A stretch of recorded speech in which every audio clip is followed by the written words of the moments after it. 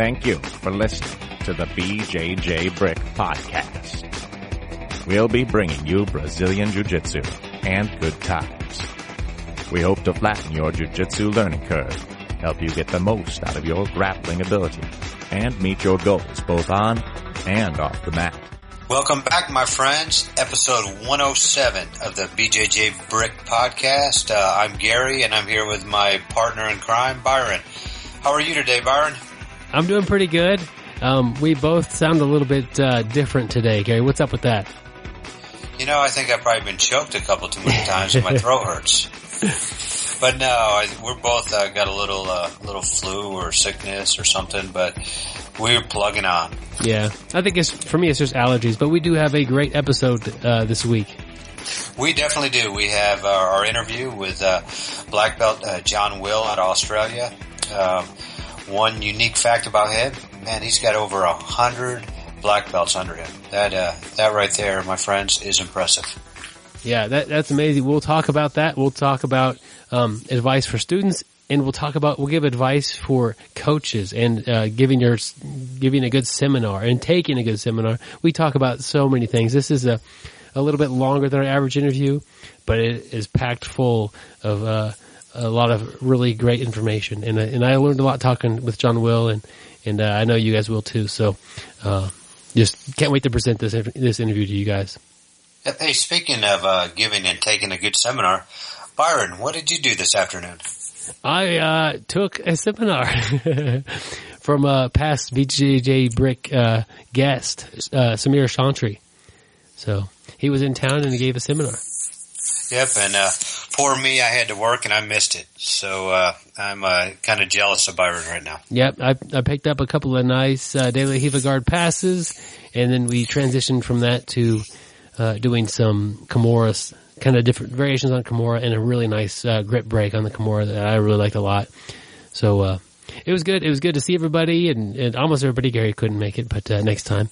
But it was a good time, and afterwards, I think Samir rolled for about an hour and 10 minutes with getting like 5-minute rounds with everybody. So that was pretty impressive. I think I used to see more of that, and I don't see that as much anymore. But it was really nice of him to give everybody a roll that wanted one. So very kudos to that. You know, that's an impressive thing to see back-to-back rolling. And I don't know if he got a drink or anything. He just was rolling with everybody who wanted to. That's his light work.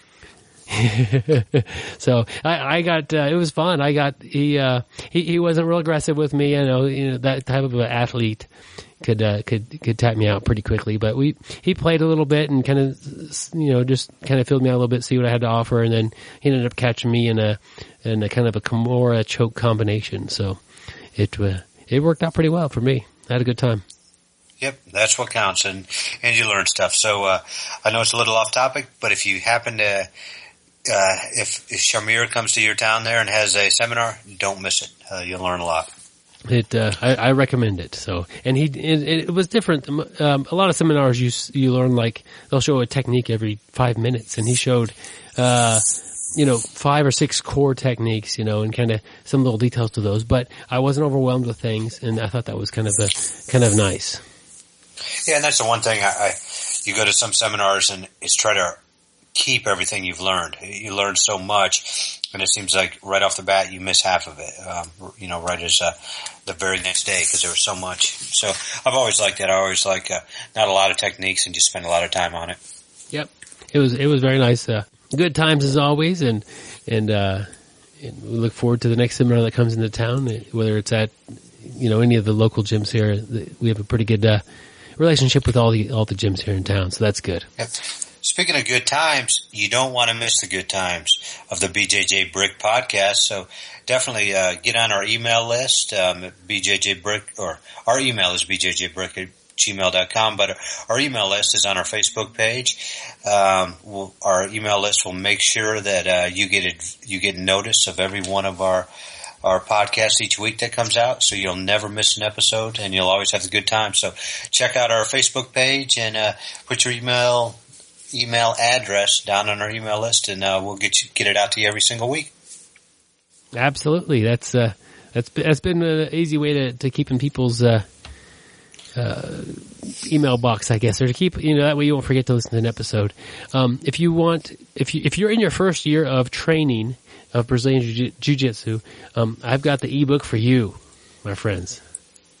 I actually made a little audio book a while back, and it's called Your First Year of Brazilian Jiu-Jitsu. And I'll walk you through everything from finding your first gym all the way to doing a tournament if you want to.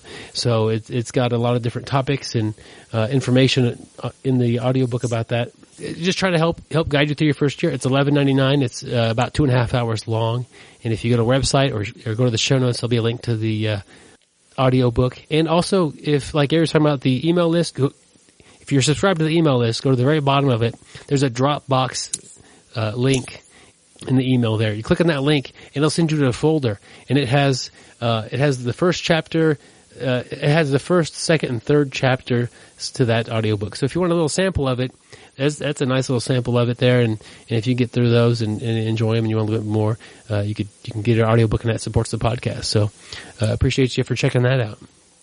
Yep, definitely check it out. It's getting good reviews.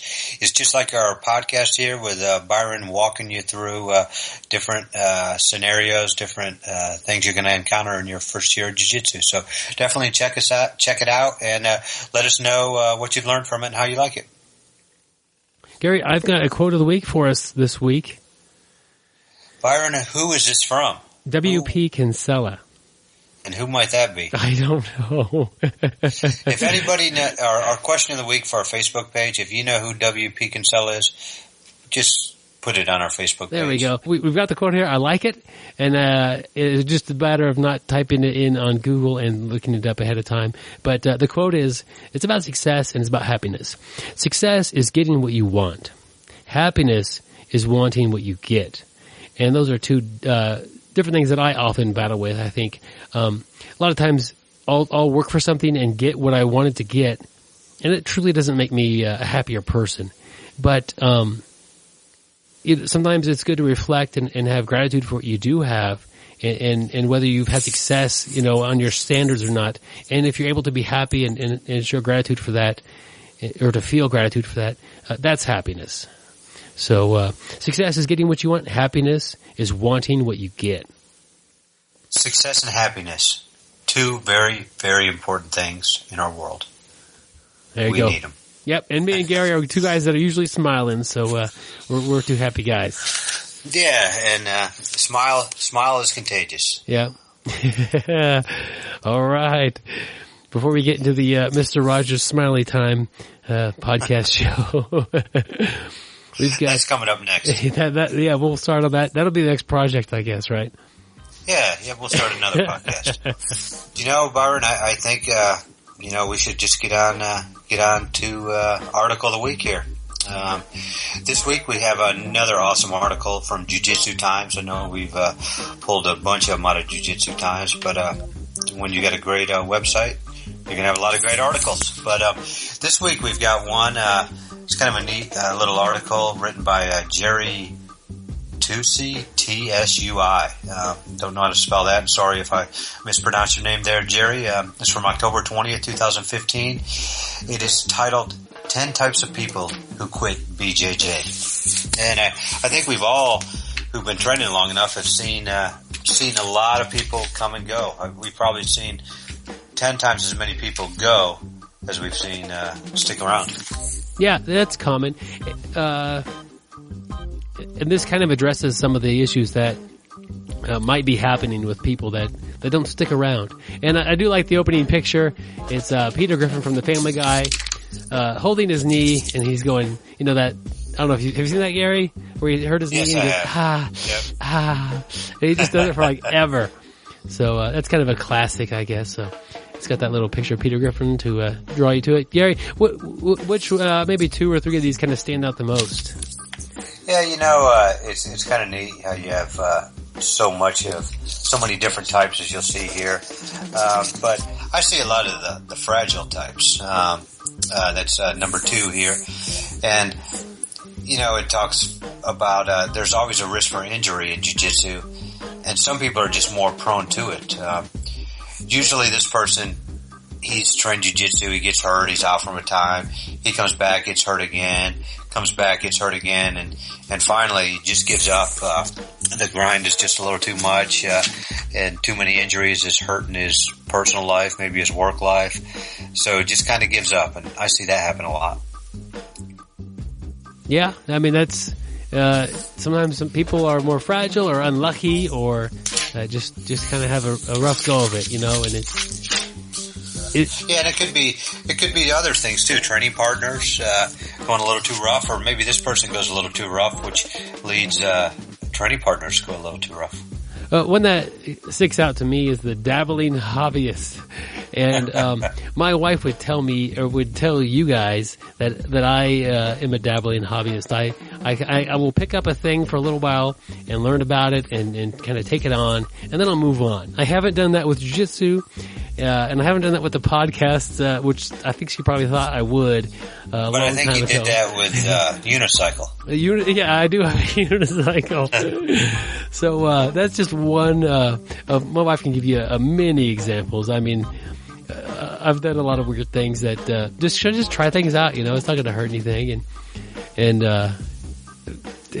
whether it's cooking different types of food or I can't think of it like any great examples, but I've picked up little hobbies that last about a week to a month, and I get into them, and I try not to make them real expensive because I know myself, and I just kind of like learning about the world that's around me, and then I move on. And people do that with jiu-jitsu. They kind of come in and they check out jiu-jitsu, and they kind of see what it's like, and they get a feel for it, and then they'll move out. And I don't know for sure what makes jiu-jitsu different for me than a lot of other things I've tried, and maybe I've just been doing it. It's one of the first things I picked up. I don't know, but it hasn't been a dabbling hobby for me, and I'm definitely guilty of having other things do this in my life. But Gary, do you see very many hobbyists kind of come in and dabble in the sport and kind of head out after a little while? Yeah, I do. Somebody I think watches UFC one time and sees the local fighter at the bar with all the girls around him. So that person wants to get some T-shirts, wants to say he has a cool hobby, posts a lot of stuff on Facebook, and then jumps out. I see that happen a lot. Yeah, and I think it's just good to try new things. I mean, that's probably it's good to try new things. Yeah, definitely. And then who knows? I mean, the more things you try, maybe it's one that'll stick. And, you know, jiu-jitsu is not going to stick for everybody. Jiu-jitsu is not for everybody, just like baseball or football is not for everybody. You just, you try it and see if you like it. And, yeah. You know, it's just one thing you were kind of talking about earlier that, you know, we smile a lot, we're happy a lot. And it's just something like jiu-jitsu we really liked, and it makes us happy. So, you know, it's good to try it. Even if you don't stick with it, yeah, glad you tried it. Gary, I think one of the reasons why jiu-jitsu wasn't just like a dabbling hobby for me was the community. You know, like when I first started, you were there, and we had Johnny Jiu-Jitsu there, and it was just, and the people that were there were nice to me, and I didn't always have easy roles, but I think most hobbies I enter into, it's just me and maybe learning online, or you know, not really. There's no community behind it, and I think that may be part of the reason why it wasn't just a dabbling interest for me. So, anyway, that's all I can come up with. I agree with you there. A lot of good people will keep you around. What else on this list catches your eye? Another one that got me was the all-in burns out. I've seen this a lot. Somebody starts right away, really likes it, and then just totally dives into it. Like they say, this person has 7 showy roll gis, basically subscribes to every site online, studies hours of matches, trains 7 days a week, two times a day, goes to the Y for another time a day, puts everything into it, and just one day all of a sudden that person disappears, and they didn't go to another gym, they didn't move, they just burnt out, they just went all in, and pretty soon they lost the fun of it, and just quit. So I've seen that happen a lot of times. I think that when you go in like that all in, there's no like half speed for you. Like it's either that or nothing. And I think you need to realize that you can go a couple times a week and still learn jiu-jitsu and still get better. You know, you're not going to get the huge gains you were getting donating all your time to it, but there's a middle ground. You know, there's a gray area. And you got to give your body rest too. You are going to get better training more, especially when you first start, but your body has to heal. You have to, I don't know, I'm not training to be a world champion. If I was, I'd be all in. But I think a lot of times you have to have other hobbies. You have to have other stuff to do I don't know, I think if you just put it all in, you're going to lose that spark. Gary, if Coach would have put you in, you'd have taken state, no doubt. Oh yeah, definitely, easily. I mean, they don't call me Uncle Rico for nothing. That's not the reason why either. So, there's a lot of things on the list here. Another one that kind of catches my eye is you can't afford jiu-jitsu, you can't afford BJJ, but you can afford to go out and party and to go clubbing and to do other things like that. It's just priorities, I guess would be the easier way to say that. You can't expect to train for free. I mean, your instructor needs to keep the lights on and the mats open for you and also be able to make enough money to make that worth their while and the time that they've invested in themselves, learning their skill and mastering their craft. So that needs to be compensated for. So some people just kind of maybe can't make maybe it's a short-term financial hardship, and that's understandable. Try to get back on the mat when you can. But if you're going out and partying all the time and you can't afford to train, that's just priorities. And maybe you're at a time in your life where that's your priority. Yeah. And I think sometimes, there is situations where people don't have enough money to train, and I totally understand that. But I think sometimes people use this one just as instead of just saying, hey, this isn't for me, I don't want to train anymore. Yeah. And use it kind of as a cop-out. I can't afford it. So I do think a lot of times you can afford it. And if you really want to do it, you'll find a way. Stop eating out one time a week. $20 going to Applebee's once a week. There's $80 right there. There's probably anywhere from half to a full month of your training right there. Boom, right there. Gary, make it work. Gary's making money happen.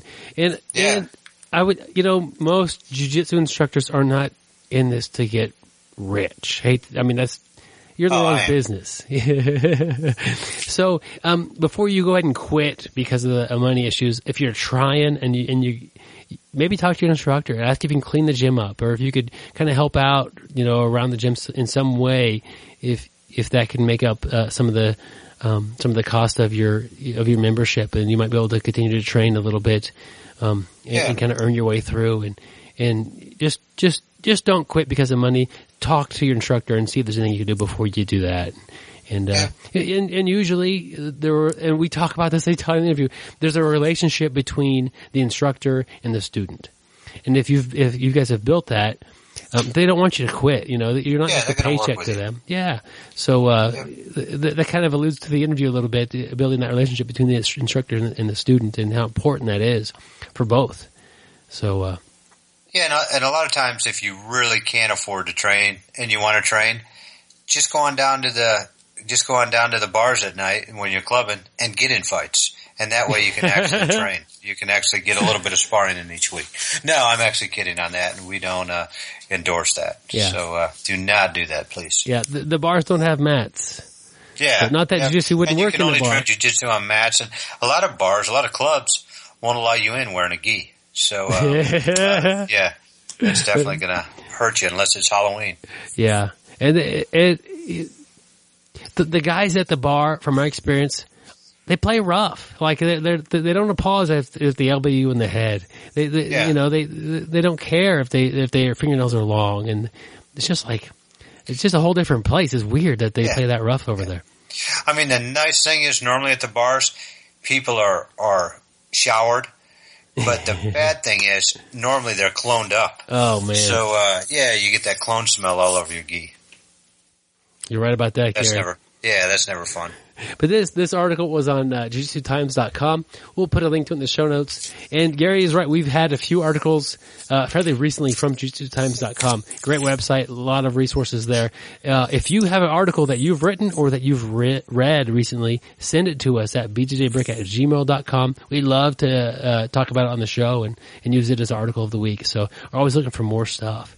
So yep. So let us know if you got one, and if we like it, if we think it's a great article, we'll get it on the air. So we appreciate all your help there. Yep. Always good to have fan input. So we'll go ahead and time, I think, to roll the interview, Gary. Yep. Here we are, John Will. He is the most interesting grappler in the world. His Facebook page has twice as many likes as the BJJ Brick Facebook page, because everyone who likes the BJJ Brick Facebook page also likes his page. But then their moms go and like his page too. He can toe hold a duck. The first time he took his opponent's back, he never returned it. It now sits on his mantle in a jar of formaldehyde. I don't always listen to podcasts, but when I do, I prefer the BJJ Brick podcast. Go for the submission, my friends.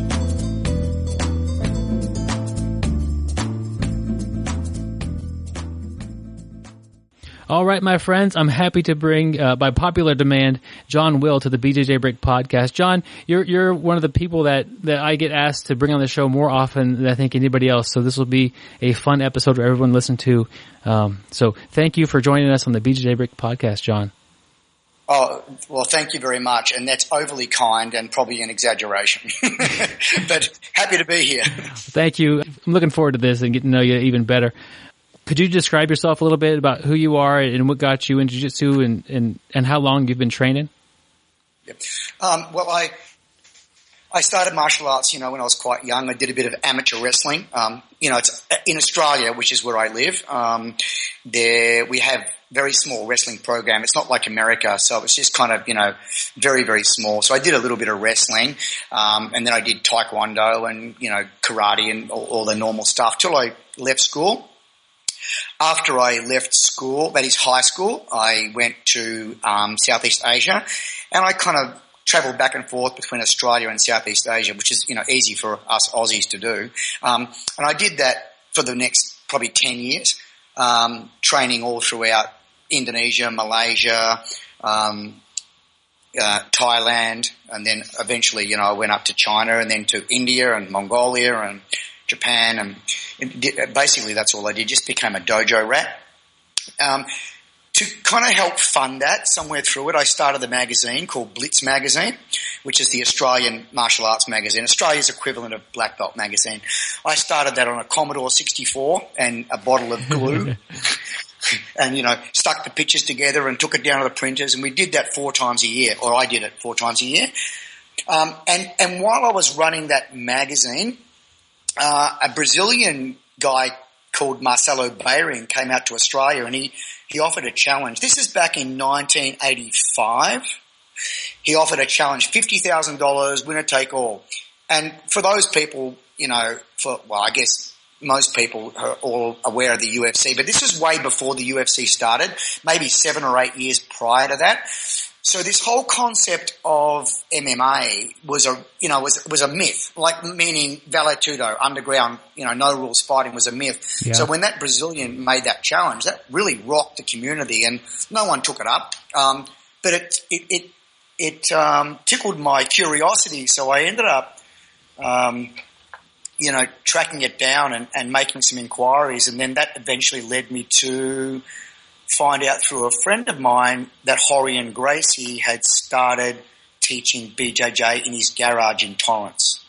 And so I made the trip over to do 5 private lessons. That was how it all started for me.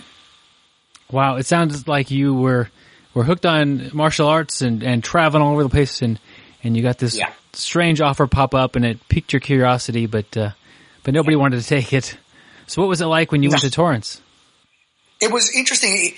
It was very expensive, Byron. I wasn't used to paying for martial arts training. I mean, meaning, you know, when you go to Thailand or Indonesia or Japan, you just rocked up and they went, wow, you've traveled all this way, you know, and it didn't cost any money. But when I got to Horian's place, if I'm not mistaken, it was like $50 American a lesson. And that was back in 1987 or 86, I think it was, which was more money than what I had. And, I actually borrow a few dollars to do the 5 private lessons, and I did 5 of them and really liked it. You know, you can imagine what I learnt, right? You know, guard pass, side control, armbar from mount, back choke, you know, just basic scissor sweep, not much. But my 5th lesson, I was really lucky. I met Horian had got his cousin, Rigan Machado, who was at that time Brazil's national champion, with an unbeaten winning streak of over 360 wins, a record that still has not been broken. He was there teaching for his cousin Horian, getting his $5 an hour. So I got him for my last lesson because Horian had to take his kids to Disneyland. So he said, I can't teach you, my cousin will do it. And I went, sure, you know, it's all the same to me. And then Rigan hooked up with me, and even though Rigan could not speak a word of English, I enjoyed the lesson with him more than the previous 4 lessons I'd had. Because he was obviously passionate, you know, like it was oozing out of his skin. He was trying to get the ideas in my head, even though we couldn't communicate verbally. And so I really liked him. And then I came home. 6 months later, I saved up enough money to come back with the intention of going to Brazil. And I went round to do 1 more private lesson at Horian's with the intention of asking them for an address in Brazil. Yeah. Where I thought it would be free, which is wrong. But I thought it would be like every other third world country. It'll be cheap or free. So I rocked up, and again, Horian couldn't take the lesson, but I'd lucked out. Rigan Machado was there, and he said to me, hey, my Aussie friend. And by that time he'd learnt some English. He remembered who I was because I gave him some boomerangs and, you know, kangaroo pins and stuff like that. And he remembered me and goes, don't train here, go to Brazil. And I said, funnily enough, that's what I want to do. And he said, I'm leaving Tuesday, come with me. And we've been best friends ever since. That's amazing. Hey, you mentioned a couple of things that I think that might be a key to developing a strong relationship with an instructor. That I think we'll get back more on a little bit later, but like he had great passion and he remembered your name and he was taking steps to develop that relationship. That sounds like it was very important to you, especially traveling so far and trying to learn. It's the only thing that mattered to me, Byron. I mean, like you got to understand, and you get it, that here I am, an untalented gringo that had no concept. So any blue belt could have taught me what I needed to know. So as far as I'm concerned, I didn't need a black belt, and I didn't even need a national champion. Anyone could have done the job. So it was irrelevant to me, the person's qualifications or how good they are. And I didn't know how good Rigan was. I mean, they were all good, right? Yeah. So I just liked him because he was friendly, non-confrontational, and super passionate. And it was his passion and, you know, really trying to make me better. That's what connected me to him. It was only after I'd been training for years, I was sitting in Barra Gracie in Brazil one day next to Renzo Gracie, who was one of the few people who could speak English at that time down there.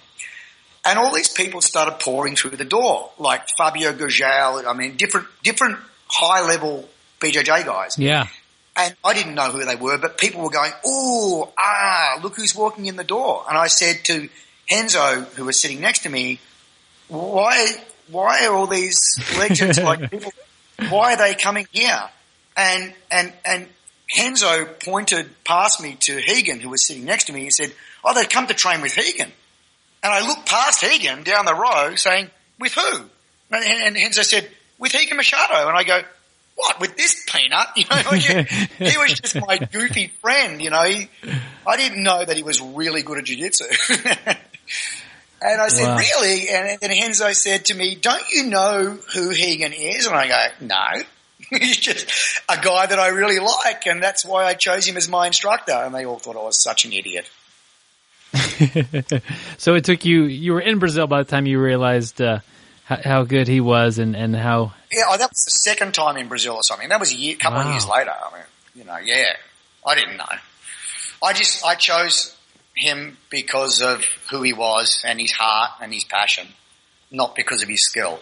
The fact that he's jiu-jitsu genius was a total bonus for me. Wow. That I think that speaks a lot of volumes about anybody who's going to teach jiu-jitsu and what you came from across the world and you didn't know anything really about jiu-jitsu. Like you said, a blue belt could have taught you what you needed to know. That's most students walking into the door their first day. They don't know who you are as a teacher, as an instructor, as a blue belt, but they do know how they feel when you step on the mat with them and how the relationship builds from there. Yeah, that's right. I think one of the challenges for, I've seen a lot of people teaching, all over the world. And one of the challenges, especially for competitive teachers, who are interested or who've come out of the competition scene, quite a lot of them find it challenging to travel up and down the scale and connect with students at a different level. It's very easy for a champion to connect to someone, around their own level. But, a really great coach should be able to come down and meet someone who's had one day of experience, someone who's had some experience, a lot of experience, or again, someone who's world class. The ability to be able to move up and down that scale and relate in different ways. I think that's a quality that, more coaches need to aspire to. And Rigan certainly, ticked that box for me back then. He was relating to this ignorant gringo with no skill, and we didn't share a language. Yet somehow we got through it. And that was great.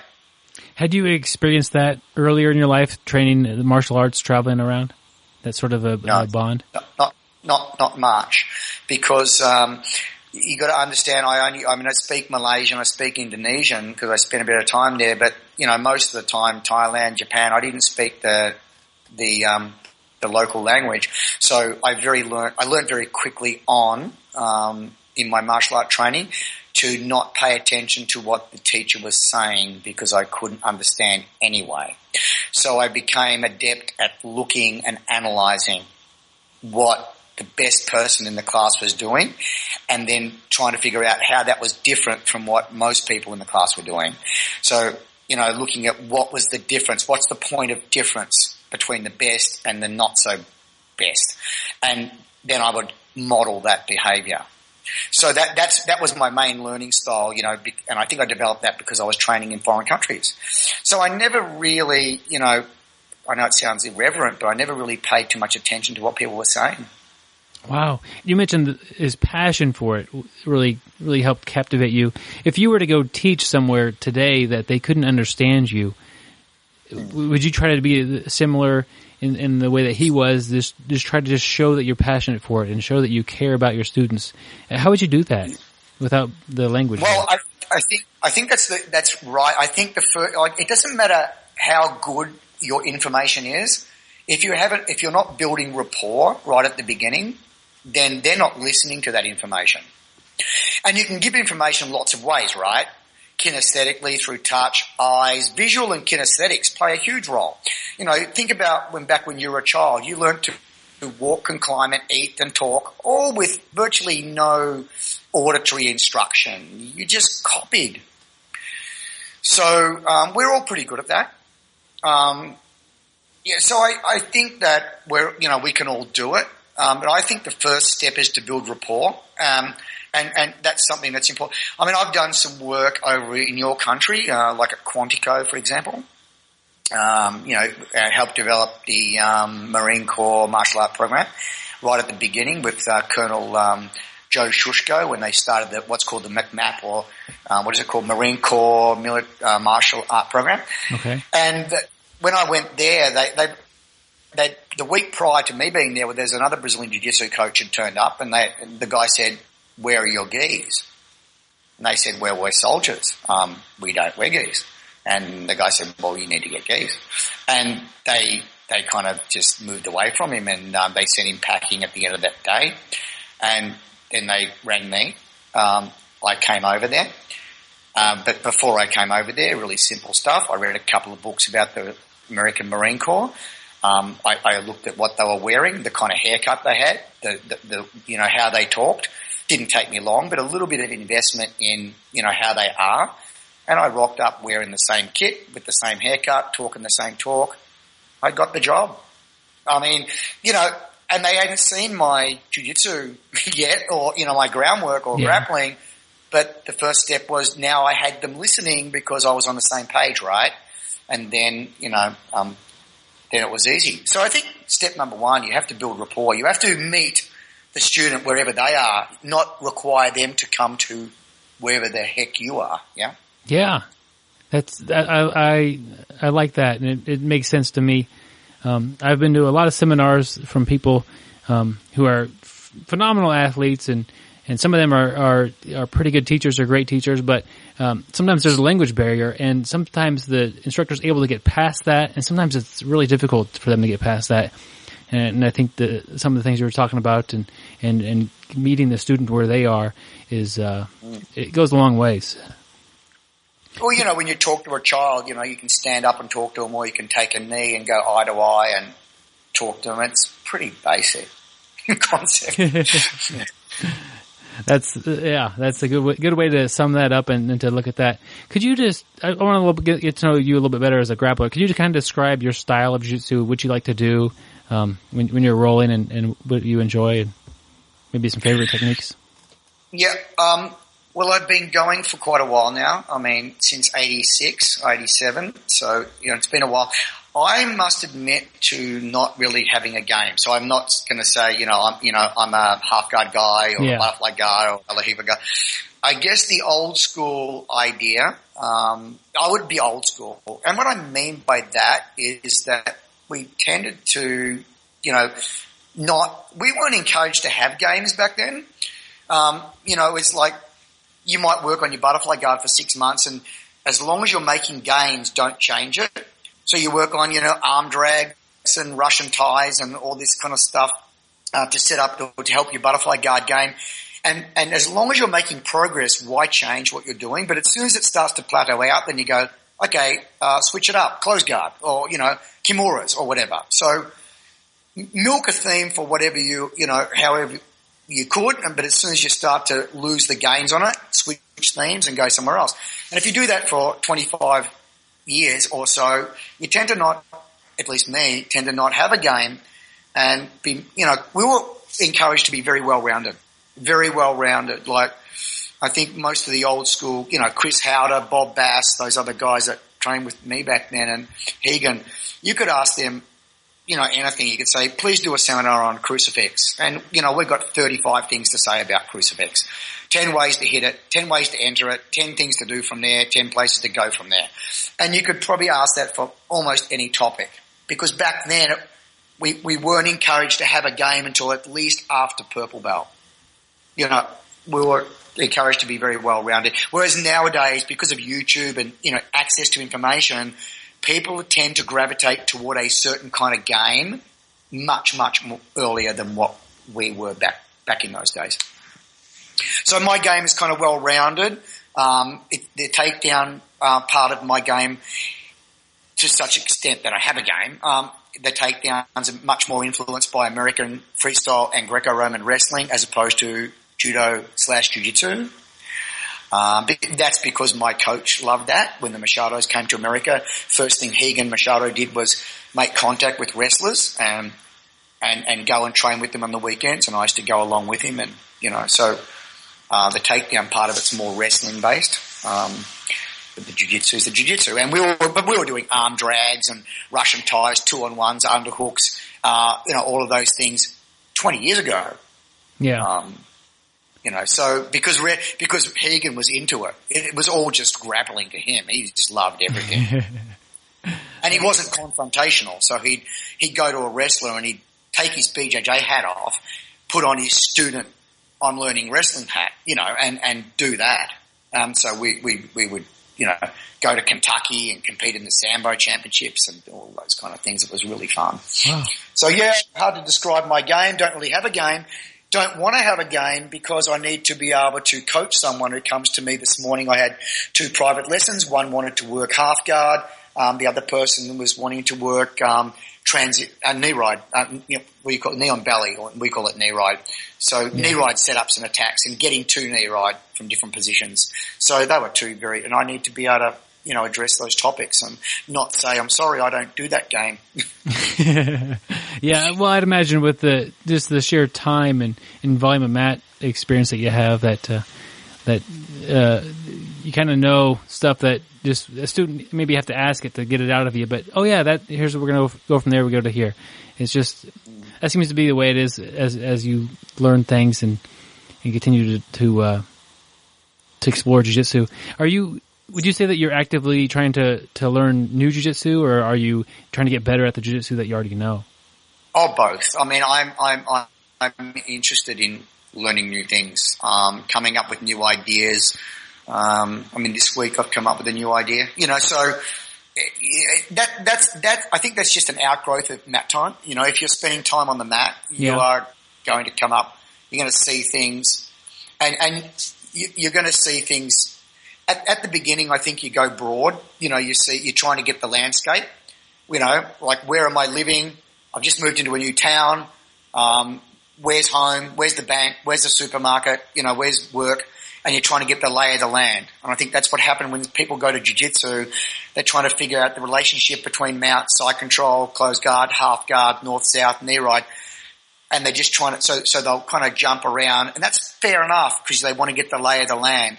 But then after a while you go, okay, now I want to work this part, but drill deep rather than go broad.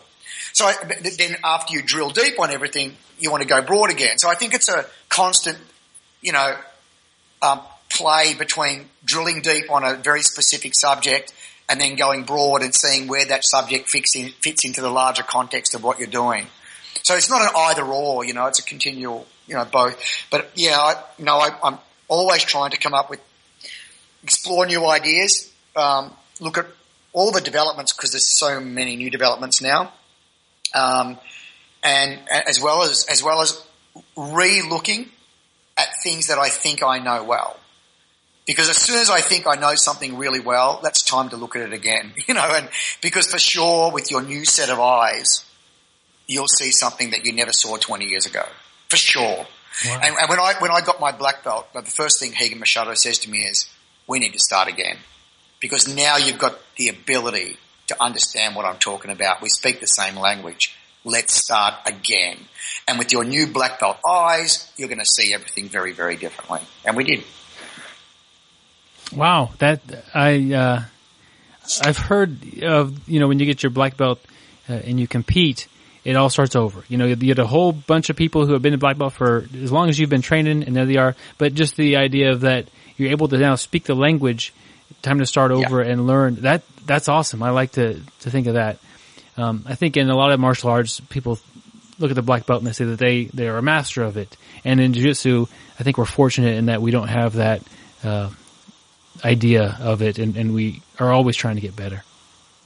Well, you can see things differently. If you've got 10 years experience, it takes you 10 years to get a black belt. You've got 10 years of experience on the mat, doing 10 hours a week or something. You're going to look at an underhook a whole different way than the day you first learnt an underhook. Like you want to have the underhook to pass the half guard, for example, and you were first taught that as a white belt. But think about that. At that time, you're the least qualified to understand what's going on. So you want to come back as a blue belt and look at it again. And then a purple belt and look at it again. A brown belt, look at it again. And then as a black belt, you look at it again and you see things that you didn't see before. So you're drilling deeper and deeper all the time. And that's fun because that's a metaphor for life, right? The way there's the old story, Byron, of, your dad was okay, you thought he was pretty smart, then you went and you travelled the world for 10 years, you come back and you couldn't believe how smart he got while you were away. Obviously, he didn't get smarter, you're just now more aware that there's more to him than what you thought. So I think that happens for jiu-jitsu and life and everything. That's I like that the depth of it there that you're able to describe. How has jiu-jitsu changed in Australia in the past 10 years or so?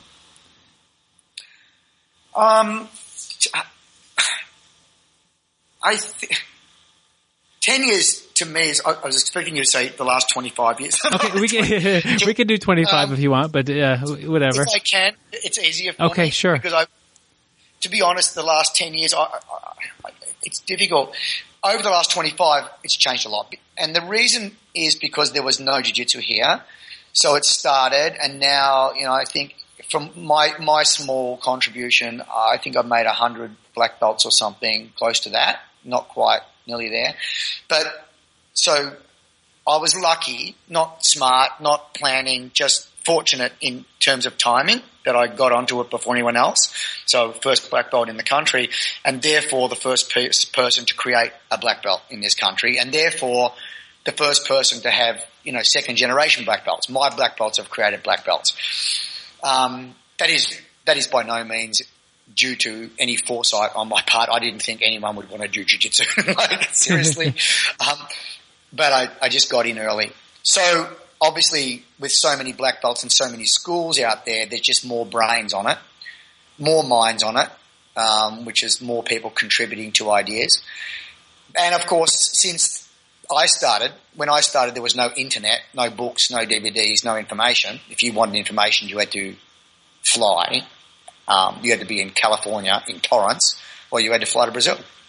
And there was no one doing that. So, meaning flying to Brazil. So I was the first gringo down there. And that's the only way you got the information. So good and bad, right? Good was that when I came home, I only had 22 things to work on and no way of getting more. So what did I do? Well, like a Muay Thai fighter, why are they good at what they do? I'll tell you why. They only do 8 things and they do them 2 million times each. Right, so that was one benefit. I practiced a lot at basics and at foundational stuff because I wasn't distracted by the billions of things now that are out there on the internet, and students can't help it. We're going to get on the internet, they're going to look at YouTube, they're going to look at all this information and they're going to go, I'm going to try that. That's great, but there's a price to pay for that, and that is they are distracted from the basics. So they can miss out on that whole invisible jiu-jitsu idea, all these tiny little things that you can't see. Drilling down, it's harder to drill down when you keep getting distracted by shiny objects on the landscape. And that's a major difference now that wasn't around so much 10 years ago and wasn't around at all 20 years ago. So I would say that's the biggest difference. That and, of course, tournaments. There's much more competitions now which drive evolution in that people see what happens in competition, and then that drives what they do on the mat. Wow. Obviously 20, 25 years ago, the lack of internet. So you would go out and you would learn 20-ish techniques, come home, and then work on those until you went out again and learn new things. So that really hammered home the basics and the fundamentals like you mentioned today. Go ahead. And I had questions. Like if you only got 20 things, say you only have 20 things to work on for 6 months, and you start rolling with that, you are going to come back with questions. Very clear on what your problems are. So would you keep a journal and write these down? Distracted by a new technique, a new technique, a new technique. So you're going to come back and go, this is the drama I'm having. And the clearer you are on the question, the more tactical the answer can be. For good or for bad, nowadays, like you mentioned it, is YouTube and getting unlimited information from, multiple sources.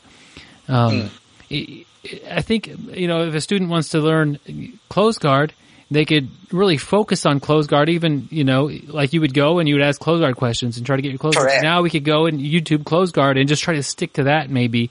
Would that be a way to use the internet to your advantage instead of just getting distracted all the time?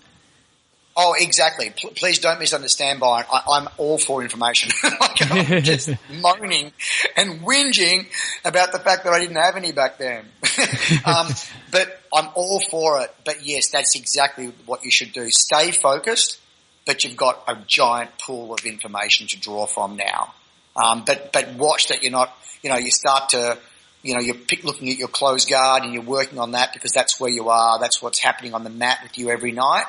But don't be going, oh, wow, hang on, wow. While I was looking for that, I saw this cool Berimbolo. I'll do that. No, stay focused and then as long as you're making a gain, keep doing it. Don't pull out of the share market if you're getting, if you're getting good capital growth and 15% return on your investment. Do not pull out. You know what I mean? Yeah, I like to work on something until my teammates complain about it, and then to work on it some more and get it even better, and then they've got to really deal with that after that. Nice, that's good.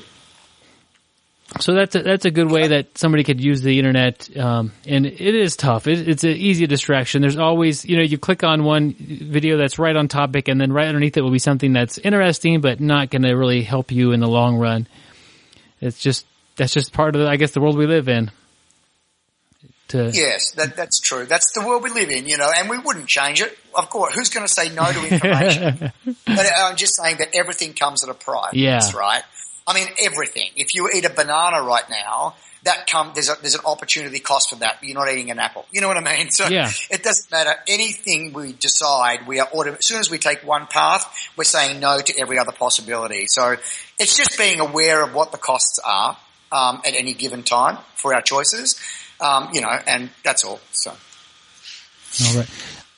I can tell you're a busy person. You're teaching privates over there in the morning and in classes and running a website. What are your goals that you have going on for yourself right now?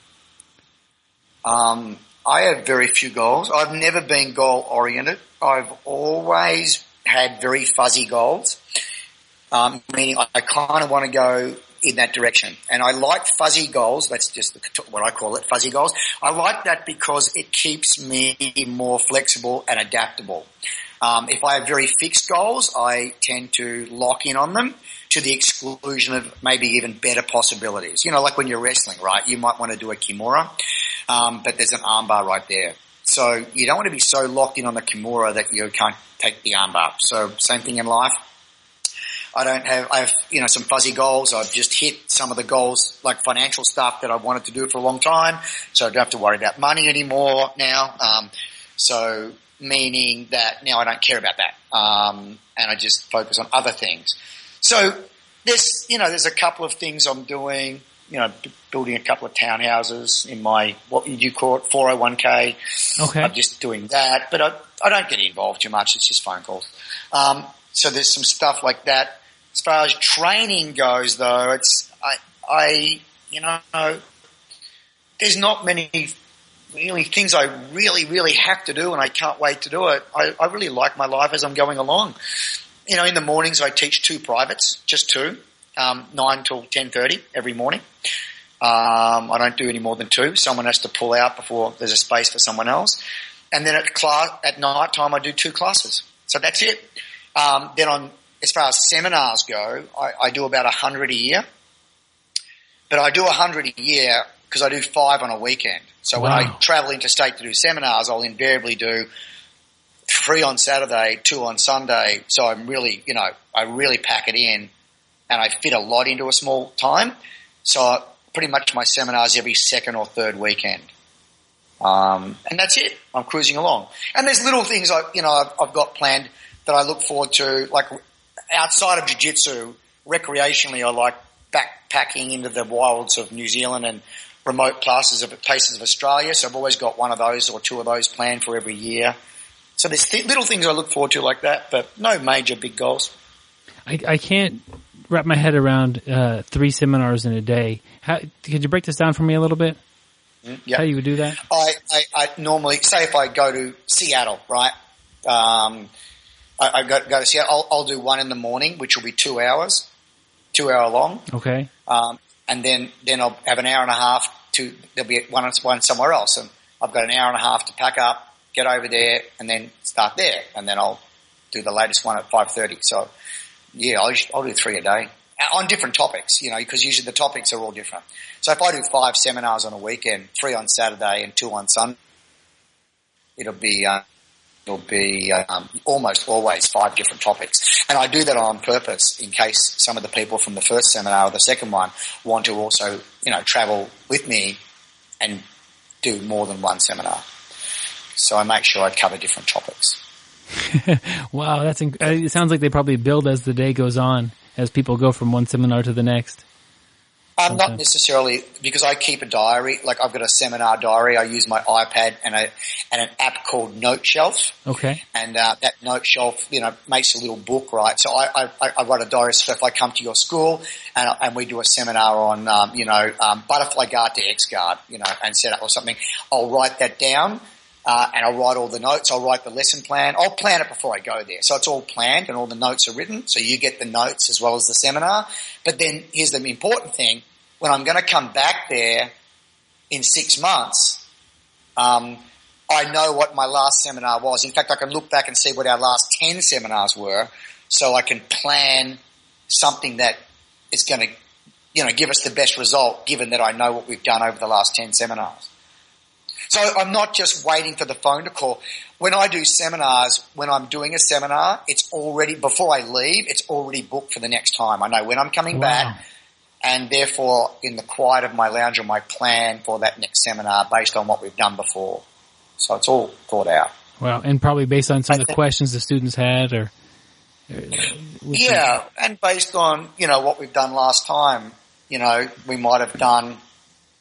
I don't know, kimuras. Last time, but so the next time it might be, it might be crucifix, and so there's a bit of a tie-in. When the person's escaping crucifix, you can transition to Kimura. And so I try to tie it in a little bit to the previous seminar, some tie-in. Because when you tie things in, it helps them remember. Yeah. So, yeah. But anyway, my life, with 100 seminars a year and on average, 16, probably I usually do 10 private lessons a week, and then I usually do 8 classes, so 18 classes a week, 18 times a week on the mat, and 100 seminars. That's enough. Yeah, that does sound like a lot. And then some military work and work, creating programs for special ops units and stuff like that, which I do a couple of times a year, and that always blows my calendar out. That sounds like you have a full schedule, and you know it well in advance, and your every day is packed full of, sounds like a lot of jiu-jitsu, and you've got your routine set up to where you know where you're going to be doing and where you're going to be. You mentioned you mentioned that you do some backpacking in Australia. I kind of want to talk about that a little bit. It seems like in Australia everything is either poisonous or dangerous of some kind. Just tell me a little bit about backpacking in Australia. It seems pretty crazy. For the last 25 years, I've had my recreation. I mean, jiu-jitsu is recreation, but it's also work for me. Work I very much love, but it's still work. It's my job, right? So my recreation, which means I just step away from emails and everything, it's always been get a pack on my lightweight backpacking, which that movement started in Sierra Nevadas in California. Get lightweight gear, 10 kilo, 20 pound pack, and get dropped off by chopper, helicopter in some place that's 200 kilometers from the nearest road. And I've done that in Pacific, some islands in the Pacific, uninhabited islands, get dropped off there, or remote parts of Australia, get dropped off, and then I'll walk up a river system, doing some fly fishing and stuff, and then get picked up a week later somewhere else. So that's my thing that I really like doing, and I've done a lot of it. So, they're kind of good little adventures just to take a breath and recharge. Love doing that. Can you remember a time? In the States, I've gone into into the desert down near the border of Arizona and Mexico. Hiked out in the desert there. I've done some hikes into the Sierra Nevada mountain range, but not a lot in America. Wow, it sounds like it's definitely an adventure. Can you remember a time that you got dropped off in maybe a day or two, or maybe even an hour, that you're thinking that this might not have been a good idea, and this is going to be a lot harder than you anticipated? No. Or it wasn't. You never felt like it was too dangerous, or that it was. No, but it's kind of like saying, have you ever stepped on the mat and thought, "Oh my God, what am I doing here?" You get used to it. So I've gotten used to it. I mean, there was a big learning curve when I started. Like packing too heavy, packing too much stuff, and different things happening, and crocodiles and snakes and stuff. But now, I'm aware of all that stuff, and you just adapt, and you become, you kind of figure it all out, and you become good at it. Like anything else, you do it enough times, and I've done, I don't know how many trips, more than 100 trips. Wow. So I've got it kind of spread away, and yeah, I love it. Is it always by yourself, or do you ever go with somebody? Oh, no. It's never by myself. Okay. No, I got a buddy who I do that with. That's good. I imagine that makes it quite a bit safer. Oh, of course. We had been injured, I buggered an ankle out there to the point where I couldn't walk for a couple of days. So we've been injured and stuff. So that's when you want to have someone else there. But nothing ever really bad's happened. And nowadays it's way better because you can get an Iridium phone, and you can hire one, for $100 a week. So a satellite phone. Okay, yeah. So you don't need an EPIRB and stuff. You can have a sat phone. So if something really bad happens, you can call a chopper. So it's better nowadays. And the technology for lightweight hiking, which was developed in California by people who used to go up, the eastern side of the Sierra Nevadas is quite steep. Yeah. So all the hikers that they're accessing the Sierra Nevadas via that east side, up to 395. And they're all turning into 60-year-old people now, so their knees can't hack it. And some of them are rocket scientists, so they've developed like a 2-pound tent, a 1.5-pound backpack, and they've developed all this great kit that you can buy, from their garage online. And so you can get your pack down to weighing virtually nothing, so it's a lot easier on the body. And yeah, I got to know what kind of a backpack do you have? It's a homemade one. It's made by some guy in California. Wow! So I don't even know the brand. The backpack, the stove, the sleeping bag. I've got all of those things that are specialists. They're made by people and people that have got a passion about that. Yeah. Trying to do it. Every year they do a new model and try to trim 2 ounces off it. So it's really good. Yeah, we got to get back to jiu-jitsu, but I'm just fascinated by this, and I think that you should make a film one of these times and throw it up somewhere, and people would be downloading it and you charge some money. I think it would be fascinating to watch John Will in his adventure. I think that would be the crocodile. Sure, I can do it. It's easy. That would be an amazing thing to see. Maybe just that would be pretty neat. You teach so many seminars, and you have so many black belts underneath you that you've brought up. What do you say to a black belt, or what would you say to a black belt who is thinking about starting to teach seminars and to go out and make that step, and they want to do a good job? Okay. First of all, you have to be 100% clear on what your job is, which is to make them better, make your clients better, improve your clients. So it's not about you showing everyone or impressing everyone with your ability. That's irrelevant. So I don't care whether you have to wear a pink tutu and stand on your head. You need to do whatever you need to do and say it in a way that you need to say it so that they improve. That's the goal. The goal is to get them better and give them a really great experience. That would be my first bit of advice. So get out of our own heads. Don't bully people. Don't show people how great you are. And I've known great martial artists that do that. Start teaching a class at someone's school, and there's 30 students, and next week there's 20, next week there's 10, next week there's 5. That's the kind of instructor you don't want. So yeah. They're great, but they're not clear on what the goal is. The goal is to get other people better.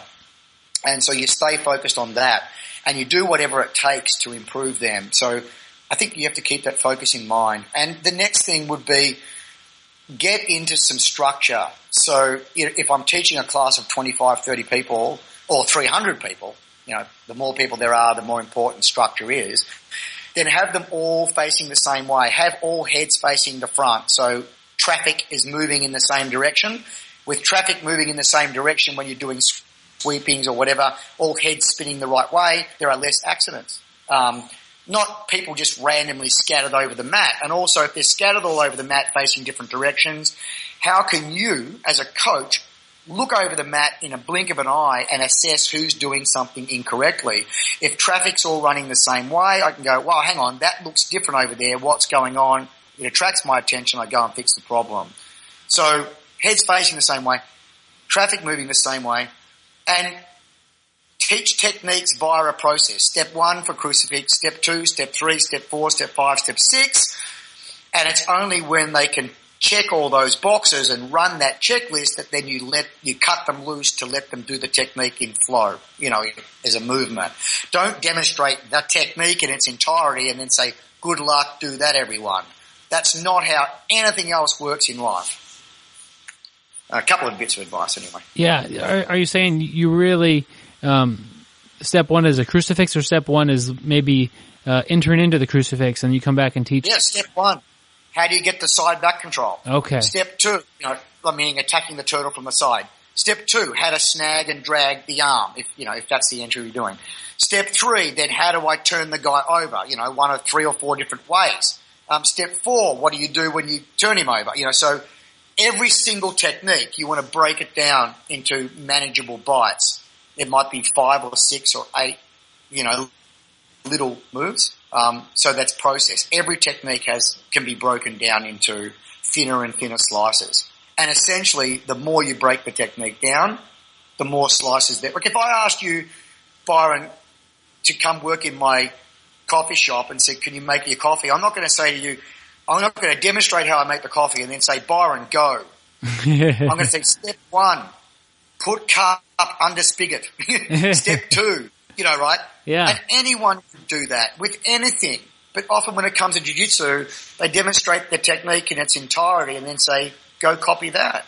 I don't see how, that's not going to be the best way to do it. You want to break it down as if you're trying to give it to someone with no talent, and they've got to be able to replicate it. And if you want them to replicate it, the more steps you put into the process, the easier and more likely they're going to be able to replicate exactly what you do.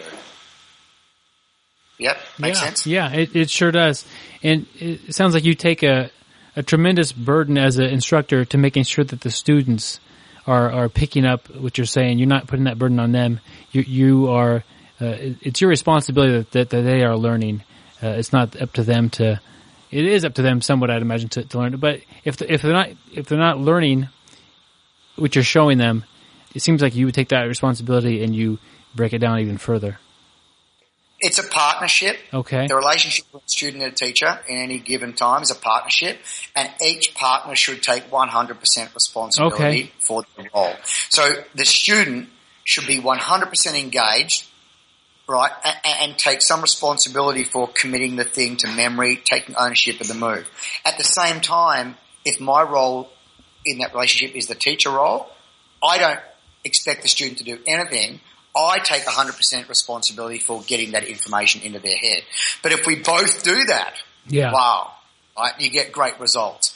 If only one of us is doing it, you should still get pretty good results.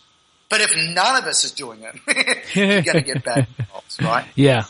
So we've covered the teacher aspect of it, or given a seminar. Now, what advice or how would you recommend a student take a seminar to be that 100% student, to really absorb everything that they possibly can? Right.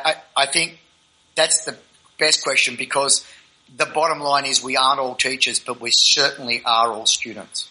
And so I don't consider myself to be a great teacher, but what I am is a pretty good student. And I think of myself as a professional student, and I'm dragging other people along with me. Like, I didn't even know they were there. I looked over my shoulder and there's a whole bunch of people. But I've always just really wanted to be a great student because that's what I am and that's what I love doing. I'm passionate about learning. And it just happens that I've accidentally fallen into the teacher role to make a living, right? So I learned early on how to be a good student. And because I was learning in places where I didn't speak the language, I had lots of little learning tricks. So first of all, it's really important that you are 100% engaged. I would place myself front and center in the class. I would never be anonymous. So rule number one, don't be anonymous in class. Don't think, I'm a white belt, there are blue belts here, he must be talking to them, not me. No. Everyone's time is equally important. So get front and center. And if the teacher says something that you don't understand or uses jargon that you don't understand, ask for explanation. You deserve it. Excuse me, I don't know what you mean by Russian tie. What do you mean by Russian tie? Oh, that's a 2-on-1. Well, what does that mean? I'm sorry, I don't know what a 2-on-1 is. And then put the burden back. Put that ball back into his court and let him explain to you, to your satisfaction, what he's talking about. So you need to not be anonymous. Next thing is you need to take ownership of the move. What I mean by that is step one of taking ownership is you need to remember it. So the instructor might just give you 2 minutes to rep it. You might get 10 done. When David Meyer, you know David Meyer, who that is? Yeah, absolutely. We've had him on the show. Right. Dave Meyer's, one of my best friends in the world. I just love him. He's such a great guy in so many levels. But him and I used to always train together. He was my main partner in the States, training partner. And whenever we were taught a technique, what we'd do, if everyone else did 10 repetitions, we'd do 15. And then once class has ended, we'd do another 5. Now we've done 20. We'd come 10 minutes early next day and do another 5. Now we've done 25. 25 to everyone else's 10, which is the same as doing 2.5 years training to their 1 year. And then people sometimes had the gall to say, you're gifted. No, we did 25 reps. We did 2.5 times the amount of reps as you. Why? Because we cared about it and we valued the technique. So the student has to take some responsibility for drilling. So your instructor will give you a certain amount of time. Do an extra 5 after class and do an extra 5 before you do the next class. Now you're going to be ahead of the pack. So there's a couple of really simple ideas. And take notes. Write it down. Because the act of writing it down, you have to put it somewhere else in your brain to write it down. Now it's in 2 spots in your brain, not 1. And you'll anchor it there better. Anyway, there's billions of tricks I've got. Yeah. That's a couple of things. And also, just another one which I learnt very, very early on. Look at the person who does the technique better than anyone else in the class and ask yourself why. Why are they doing it better? What's going on that they are doing it better? It's not just because they are who they are. They're actually doing something that no one else is doing. Get good at looking and figuring out what that is and then do that. Well, those I wrote down 4 tips here, and they're all great. Don't be anonymous, and when you don't understand something, speak up. Don't be that person in the back of the. Someone's got to be in the back of the room, Yeah, but take ownership of the techniques. They're sharing this knowledge with you. Just several years, 20 years ago, 25 years ago, you had to travel around to learn these techniques, and now they're coming to teach them to you. Own these techniques and drill them in, and I really love doing extra reps during class. I mean, if you and I both show up for an hour and a half class and you've managed to sneak in extra reps at the beginning and at the end of class, and we both go home and get there at the same time, we're gonna spend the same amount of time at jiu-jitsu, but you're gonna get way better, way quicker. Those are great things, and looking at the person who is doing the technique better than everyone else, not just asking them how, because sometimes they don't even know themselves what they're doing differently. No, just watch them. They rarely know. Yeah. They rarely know, you say? They rarely know. See, Byron, if you ask Andre Agassi how he does that serve, you know what he's probably going to say? I mean, I don't want to put words in his mouth. I may be way off. I'm just making up a ridiculous example. But if you ask him, in my experience, his answer is this. The words will come out of his mouth that match the words that he heard when he first did that serve. And they may not even be related at all to what he's actually doing. Wow. Because there's been 20 tiny little behaviours that have crept into his serve over 3 decades of tennis. And do you think he's kept track of all those things? No. So I don't pay too much attention to what they say. I take self-responsibility for looking very, very carefully at what they do. And in my experience, it's going to sound silly and arrogant even, but in my experience, what people are saying they're doing and what they're actually doing is 2 different things. And they're not trying to hide what they're doing. In my experience, they just don't know. They're unaware. Your grandma grows the best tomatoes on the block. And you say, Grandma, how are you doing that? She goes, you dig a hole, you stick the tomatoes in, you kick the dirt back in and you water it. But she doesn't tell you that she does it on a full moon, and she also kicks the chicken crap in there as well, and she plants the tomatoes next to the beetroot because it helps cross-pollinate. I'm just making this up. Yeah. Right, so don't follow this advice. But all those little things that have crept into her tomato growing practice over a lifetime of growing tomatoes, she doesn't remember any of that. It's just one she learnt when she was 5. She watched her mum. She did it when she was 8. The next thing she did when she was 20. Then she read an article when she was 25. And she's not kept track. So don't rely on her to teach you. Look at what she does and model it. Yeah? Yeah, that's very good. And of course, asking questions will help, but really the observation of somebody is a big thing. And you know what's great? You can actually develop that skill, whereas you are not in control of how well the teacher teaches. Yeah. That's the luck of the draw. Yeah. Right? Yeah. You might rock up to one of my seminars that I can't teach very well. Bad luck.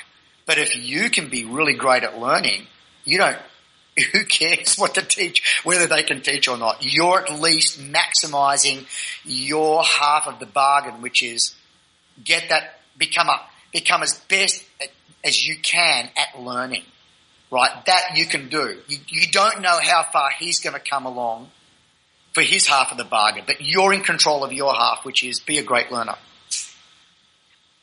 Wow, that's like you said. We're all students. We're not all instructors or teachers, but we're all students. We're all learning.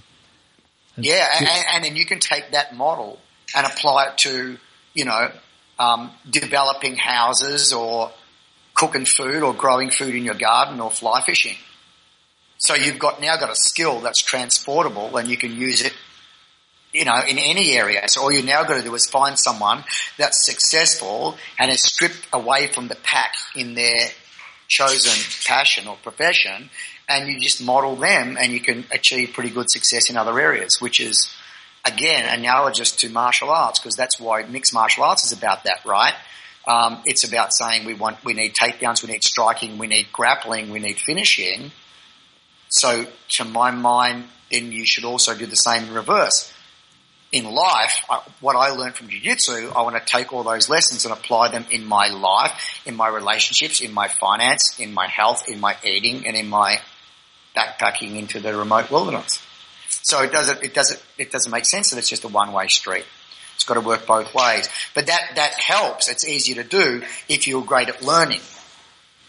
Wow. And a huge part of the learning is observation. And I'm just thinking about your backpacking.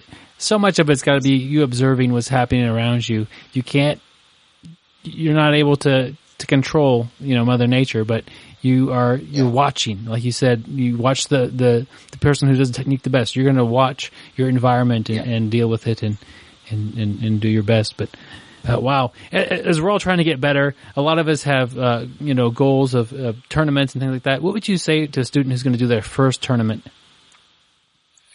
For someone doing the first tournament, I would say this: don't, as much as you can, do not fixate on the outcome. Don't worry about the outcome. Take that burden off. Just go in there, win, lose, or draw. You've got one goal, just to immerse yourself in the experience, right? So Forget about winning or losing. Who cares? Because the truth is, no one cares. Your friends don't think less of you if you win or lose or draw. Your wife doesn't think less of you if you lose. No one cares as much as you think they might. So just do it. And that way, if you don't care about the outcome, it'll actually give you a better chance of winning because you're not hesitating anymore. So what kills people in tournaments is they weigh up every decision. Will I or won't I? There's a risk. They do what's called a risk-reward evaluation on every move. Yeah. But while you're spending 2 seconds doing that risk-reward evaluation, he's escaped his hip. So if you don't care about the outcome, it takes away that, and so you just flow and move, and paradoxically, you'll do better. So who cares? No one cares. If you were going to go and do a tournament in outer Mongolia, they're never going to see you again. No one knows you're going to do it again. No one would care about doing it. But if you're doing it in front of your hometown with your girlfriend, your wife, or your buddies and your teammates watching you, you feel pressure. That's in your head.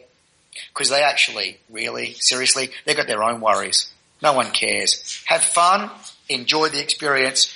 Win, lose, or draw. Who cares? Yeah, I've once heard a thing that was like 20, 40, 60 or something. Maybe I'm messing these numbers up. But when you're 20 years old, you worry what everybody thinks about you. When you're 40, you don't care what they think about you. When you're 60, you realize that nobody thinks about you. And maybe that's good. I like that. That's pretty cool. Yeah, that's probably fairly accurate because I've got one more year to go and I'm 60. All right. My wife says 2. The fact that I don't know whether it's 1 or 2 means I'm really near 60. So, to speak about that, what advice would you have for maybe a grappler that's in their 60s and they're still fairly new at jiu-jitsu? Well, that's tough. Because it's one thing for me to be there because I'm actually feel better now than what I did when I was 30. Do you? I'm more relaxed. I'm just as fast. I'm softer. I'm more flowing. I was really hard and all stuck when I was 30. So I can invert and spin under and flip around and do all that way better now. But that's because I've, done it since I was younger. Someone starting when they're older, that's challenging. I guess, my advice would be try to find a school that's where the culture is all about, there is a beginner class. Yeah. Not everyone stuck in there. Because a lot of the jiu-jitsu schools, everyone's in the same class and the instructor tends to a lot of the time focus on the higher grades and the beginners are just the beginners. Whereas, in my school we don't do that. We have beginner, novice, intermediate, advanced.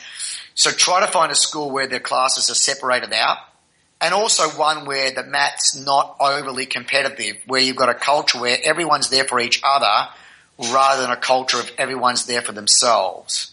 And that way the older guy can, he'll find that people will match his pace, and older guy or girl, they'll match their pace and cruise around and they won't get injured as much. And don't be, a lot of the time we're our own biggest enemy, we come in there and we have to make up for the fact that we're 60. We have to make up for the fact that we're small or a girl or whatever. So we go hard and therefore the other person ramps themselves up to match our effort and then it gets out of control. So there are several strategies that you can do as a teacher to mitigate that. But yeah, try to find a school where it's a little bit more chilled, if you're starting when you're older. Yeah, that's great advice. Find the school with the right culture that will help you develop. Yeah. So you've got to be able to relax and, and that's hard if someone's attacking you. We used to do an old drill called Dr. Jekyll and Mr. Hyde. You know that reference? Yeah, Dr. absolutely. Okay, so I don't know which one's which. Which one's which? Mr. Hyde's the crazy one? I think so. Yeah. So we all line up, right? 10 pairs. So 10 of us are going to play the role of Dr. Hyde. We're going to go crazy. And 10 of you play the role of Dr. Jekyll, which means you're not going to buy into it. You're going to be soft and relaxed no matter how crazy we go. And so we wrestle like that for 3 or 4 minutes and then we change reverse roles. So that just teaches you to not necessarily and automatically buy into the tempo that your partner's putting on you. Right? That's a really good drill sometimes for beginners to do.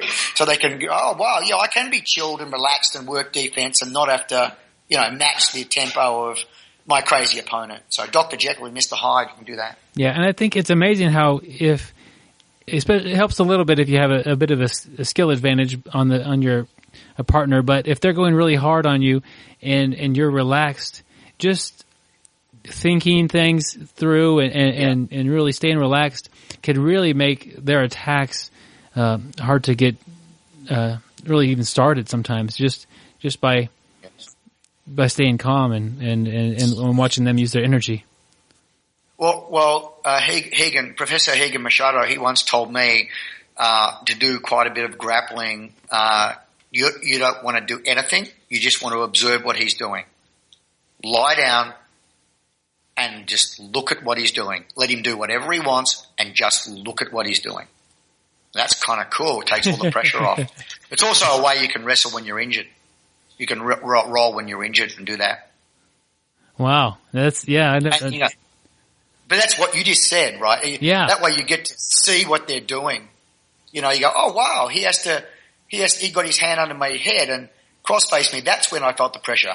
What if I just block his arm and don't let him put? Wow, look, yeah, that really messes him up. You're not doing much. So sometimes we try to do too much. You can just play a really passive role and get a lot out of it. Yeah, that's cool. What are some traits that you would see in an ideal student? We've talked a lot about students, but what's one or two things that you would really think that they would do well?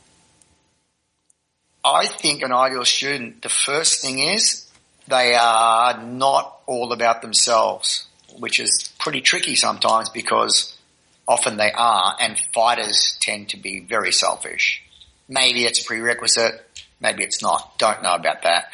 But if they can not be all about themselves, like here's an idea. Here's a really great idea. Say there's 20 of us on the mat, Byron. Yeah. 19 of us, you are not there. 19 of us, we're not here for ourselves. We're all here for you. But guess that only works if everyone's on board with the same idea. So no one's there for themselves, but they're there for everyone else. Wow. That means it doesn't matter who you are in the class of 20. There's 19 people there to make you better. That's better than me trying to make myself better. Right? Yeah. But everyone has to be on board with that for it to work. So it's a cultural thing. So a part of being an ideal student is that you get on board with that culture from day one. Okay, you're there for yourself, but try to start getting on board with it. When you're a partner with someone else, at that moment you are there for them, not you. Yeah. And guess what? It's cool because they're thinking the same thing. Right? And that's the way it can get really good. So that's a great student. Someone who's, they take ownership of it. So when you do the technique, they do some of those things I mentioned earlier on. They take some self-responsibility for learning the technique, drilling it a few extra times after class, and asking questions to get clarification on that technique. So that's a good student. That's not anonymous. You remember the students that get up there and say, hey, it's me again. Here's my question. Oh, Jason or Freddie or Billy, So I like students who aren't, anonymous. And they're polite and respectful of other people. They're great students. It's not so much a matter of talent for me. Like some people have natural talent. I don't place such a value on that because I've seen a lot of people like that over the years, and often they are surpassed by people with no talent, but just good attitude and good work ethic. So if they've got a good attitude and good work ethic, that beats talent any day, if you ask me. Yeah, especially in the long run. Yeah, of course. Over time, that's right. Yeah. If this might be kind of a weird question, but if you could talk to yourself, as you're getting ready to hop on the plane and go learn jiu-jitsu and get your 6 private lessons and come back home, what advice would you tell yourself before you left, knowing what you know now? That's a great question. Is it? Yeah, because I have to think. Okay. Normally I don't. I guess I would say hand myself over 100% as a student rather than 50% or 90%. In other words, instead of saying, okay, you're trying to teach me this thing, I'm going to look at it through the eyes that I have now and color it in a certain way and think of it. See, can I just hand myself over to you completely and you drive me through that lesson? And I think that's one of the things I've heard a long time ago that makes the difference between the best professional athletes and the not so great professional athletes. The best ones have the ability to, when they're training and being coached, they are 100% handing themselves over to their coach. Their time is no longer their own. So they are just being driven like Nintendo. You know, they're just, rather than what I was doing is like, oh yeah, I think of that, but I think of that, I'm trying to color it with how would I make use of that in a real fight? Yeah. How can what I already know about martial arts connect to that? Forget about that. Just hand yourself over as if you've got no history and no opinion. Harder to do than what we think because we color everything, right? Yeah. You look at something, you taste something, you automatically say, well, that's just like one of them, but you know, a hyena is like a dog, but uglier. You can't help it.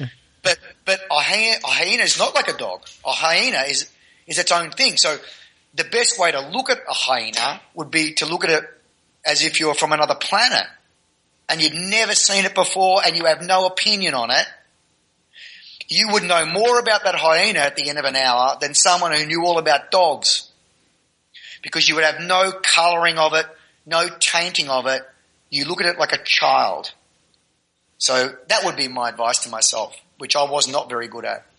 Well, I'm trying to picture myself doing this. To hand myself over 100% to my coach, it takes a tremendous amount of trust in that coach to do the right thing when they have you for that 100%. And I think that's maybe why you were so much drawn to somebody who was passionate and who cared about you early on, maybe. Well, yeah, I think you've mentioned something that's really good. That's a great point. That's why I think it's worthwhile to find the right kind of coach, because you have to have someone that you're willing to do that for. I've got a strength and conditioning coach. That's, you know, he's not really a coach. I mean, now we're kind of friends, right? Really good friends. Yeah. And we train together. He just jumps in my workout. You know, we do a Tabata-based interval training protocol 3 times a week. But I wouldn't care whether he didn't have the knowledge base, because I've got the knowledge base for that. I care about, he's the kind of person I can hand myself over to very happily because of his personality. You know what I mean? So yeah.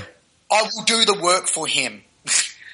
And that's much more important than someone who knew 10 times more, but I wouldn't do the work for him. I wouldn't hand myself over to him because I didn't like everything about them. Does that make sense? Absolutely, it does. I think it's a kind of a great way to wrap this up as far as like building that relationship with the student and instructor relationship and how important that is. Yeah, because you have to hand yourself over, which I do now. I never used to do it at the beginning, which is why I said that would be my advice to myself. Yeah. It took me lots of years to do it, and mainly maybe because you point out there has to be trust, and trust is earned. And you know, it's earned by making small promises and keeping them, if you ask me. Yeah. But it's earned. And so naturally, you know, in the world we live in, people are not inclined to trust, so they don't want to hand themselves over. And if you don't hand yourself over, it's difficult because you're flavoring everything. But if you hand yourself over, you see more. Yeah. So yeah, I think it's important to find a really great, and it does, they don't have to be a world champion. They just have to be the right person that fits your personality. Like, right? Yeah. The girl you're going to marry, you know, it's got to be that it's just there, you know, if you found the love of your life, it's like I have and she has. We are so connected and so compatible, you know, there's no friction, one argument every 5 years over the meal wasn't what I wanted. It was always my fault. But it's never an argument. It's just so easy. You don't have to work at it. And I don't think you should have to work at it with your coach. I don't think you should have to work at it with any great relationship. If you have to consistently work at it, it's the wrong thing. You know, so I think it starts like that, almost like marriage, right? Yeah. And then all the other stuff will flow. That's a great way to kind of sum up what we've been talking about with the relationship and how important it is. How would somebody keep up with you and follow you and what you're doing? The same way that everyone keeps up with everyone now. It's Facebook. I mean, that's it, you know, Facebook. You know, I make sure I write on my Facebook. I don't put, you know, look at my dog did or my cat did or this or that. I always try to write something on my Facebook page that's, you know, about something that I've learnt or realised or a thought I've had, and I do it pretty much every day. So I've got a blog, but my blog is almost repeated on my Facebook page, so that's the way to do it. John Will on Facebook, yeah. I'll put a link to that. And your blog, your website, where's that at? My website's bjj.com.au, AU for Australia. So so there you find my website. My blog is, you can see my blog there, and I've got about 1,000 posts up, I think, right about now. So you can scroll back, you know, and it just talks about stuff that like you and I just talked about. So it's all, you know, those kind of things. And so yeah, there's plenty of stuff if someone can be bothered scrolling back through the old blogs. There's about 1,000 on there. They find that on that website, bjj.com.au. Okay, and there's lots of, like you said, articles, and you have books on your on that website as well. And there's a little shop on there that's got. I've written some books. I've written 3 autobiographical books. Not so much that, you know, I think my life's worth telling everyone about, but it's not really autobiographical. Well, it is autobiographical, but it's what the books are really about is. I asked myself, what are the 60 most important things I've ever learned in my life? And then I recalled how and when I learnt those things, and then I put them in chronological order. So, and that's 3 books called Rogue Black Belt, and they're for sale on the site. And so that's like, yeah, the stories behind the 60 most important things I've ever learned in my life. So it was a willingness I just wanted to get it out there because I wanted to share those lessons with people, not make money. You don't make money from books. You know, you're lucky if you get your money back because they cost a lot of money to make. And then there's also some DVDs. I've got 3 DVDs, Mastering Chokes, Mastering Armbars, Mastering Sweeps. And there's some curriculum, a curriculum I did with David Meyer a while ago, a BJJ curriculum that was designed for remote schools that had no access to instructors. Your national, one of your national icons, Chuck Norris, he asked me to do that for his organisation. So I did it and then just made it public. So that's also on the site there. That's a lot of valuable information and a lot of resources there. And thank you for mentioning those. I'll put links to your Facebook and to the website there on the show notes for everybody. I think that'll be interesting for people to get to see and connect with you there. Well, John, it's been a pleasure talking with you, getting to know you better. You've made me laugh a bunch, and I've also learned a lot.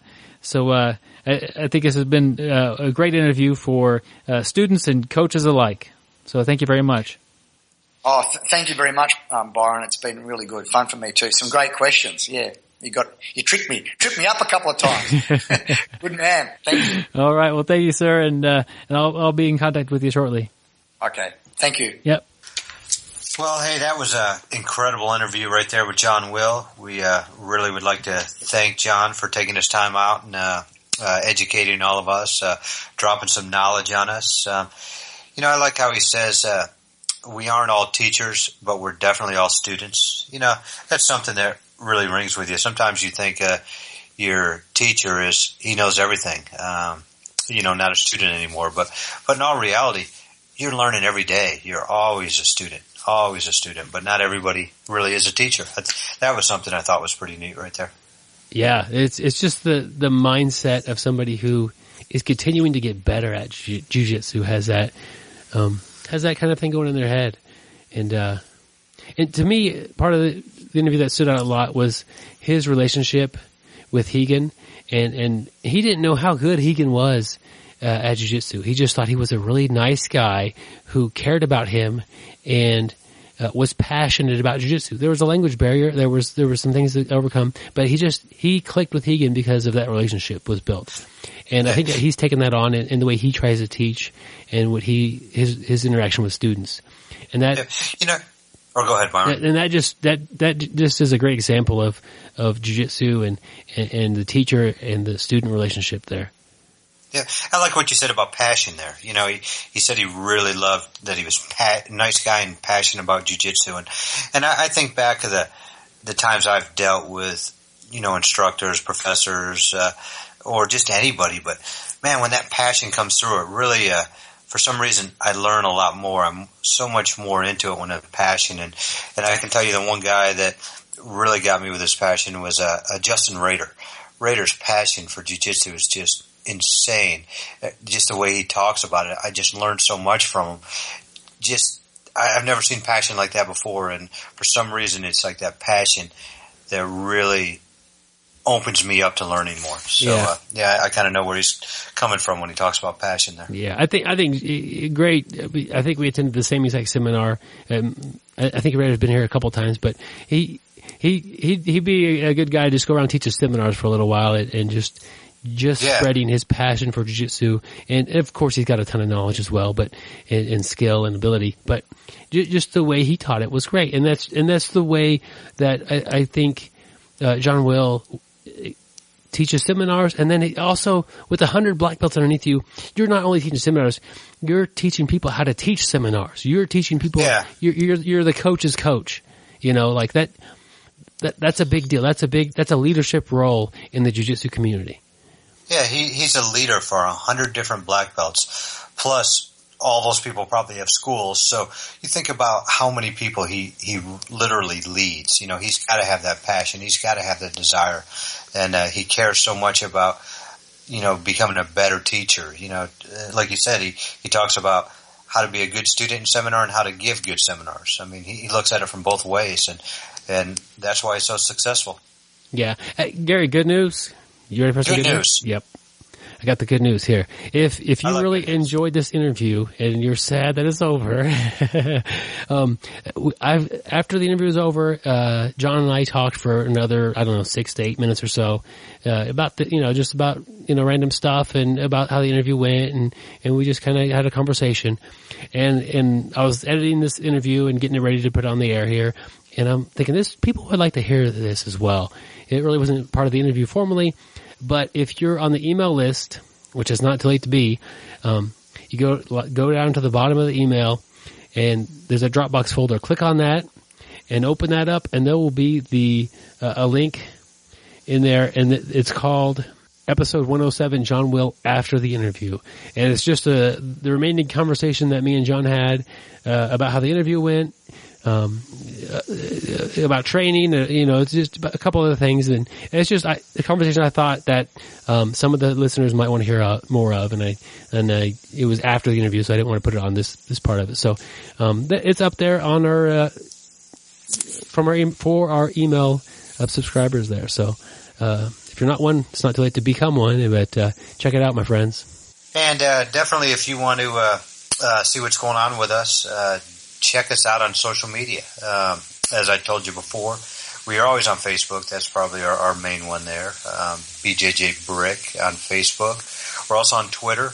We don't use Twitter as much, but check us out on Twitter. And email bjjbrick@gmail.com, or give us a message on our Facebook page. We'll definitely answer any questions you may have. And like Byron said earlier, if you have an article, definitely let us know about it. Send it to us. We'll check it out. Oh, Gary, speaking of our social media stuff, I added a video to our YouTube feed that was not jiu-jitsu related, but I figured I'd throw it up there anyway. I guess you can make that jiu-jitsu related. You're getting in shape. I guess that's true. I was in Thailand, and I was in the tallest building in Thailand, the Bjj Sky Hotel, and I climbed from the bottom to the top. I got busted twice and was asked to leave, and I made it to the top. made it to where I could see the antenna on top of the building. Not the greatest video in the world. It's a little shaky, but it's on our YouTube channel, Gary. Yeah, see, I didn't know they didn't want you to climb there. So I had no clue. I didn't know either, but the first lady that asked me to leave walked me to the elevator, and I saw there were more stairs, so I kind of bolted up those. And the last guy was a security guard that didn't give anything but a mean look, and escorted me out that building. So, yeah, and I did see. I noticed when you posted that on our Facebook page, we did get a reader comment. Shimani Mutambi, oh yeah, our good friend, posted on that. So take a look at it. If you have any, if you want to post on it, send us a message.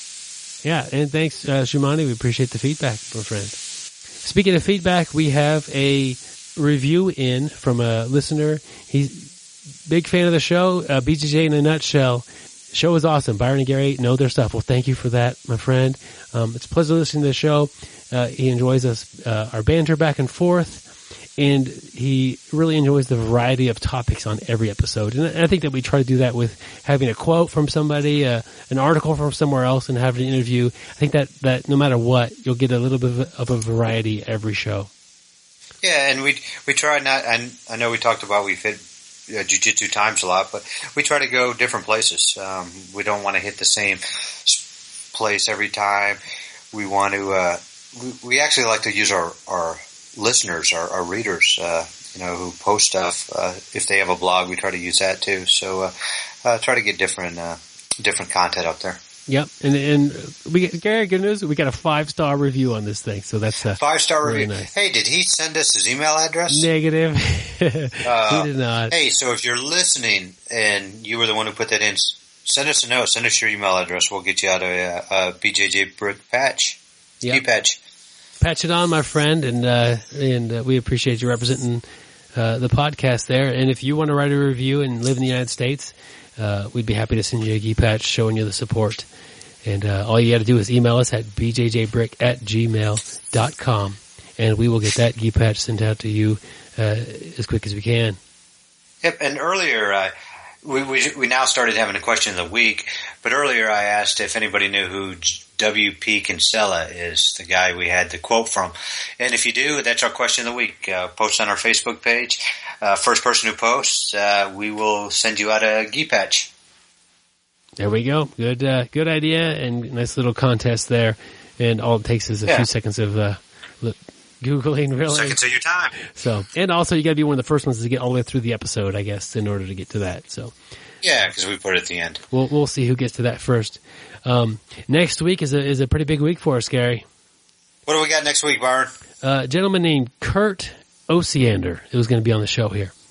So, that's Kurt Osiander. He's everybody's favorite. He's a bit of a celebrity in the jiu-jitsu community, and I very nice guy. I messaged him and asked if he wanted to be on the show, and his response was F yeah.